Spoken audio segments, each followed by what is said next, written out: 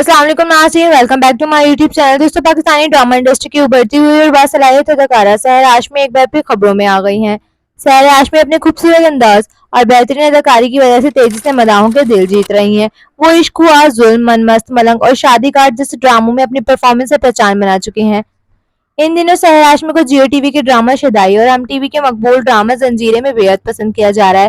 खासतौर पर जंजीरें में इनके किरदार शहरबानो ने नाज़रीन के दिलों पर गहरा असर छोड़ा। हाल ही में ड्रामे की नई एक साथ में शहरबानो का किरदार एक साजिश के तहत कत्ल कर दिया गया, जिसने मदाहों को जज्बाती कर दिया। इस किरदार के इख्तिताम के बाद सहर हाशमी ने अपने इंस्टाग्राम पर शहरबानो और जंजीरे को अलविदा कहा। सहर ने सेट से कुछ खूबसूरत बीटीएस तस्वीर भी शेयर की और एक जज्बाती पैगाम लिखा। इन्होंने कहा कि जो लोगों ने अनो को हकीकत में समझा और इसके किरदार को मोहब्बत दी, वो इन सब की शुक्रगुजार है। इन्होंने ये भी बताया कि ये सफर आसान नहीं था और एक वक्त ऐसा भी आया जब वो इस प्रोजेक्ट का हिस्सा बनने से हिचकिचा रही थी। सहर के मुताबिक मदाहों की मोहब्बत ने इनके दिल को नरम कर दिया और इन्हें महसूस करवाया कि बानो की कहानी लोगों तक पहुंची।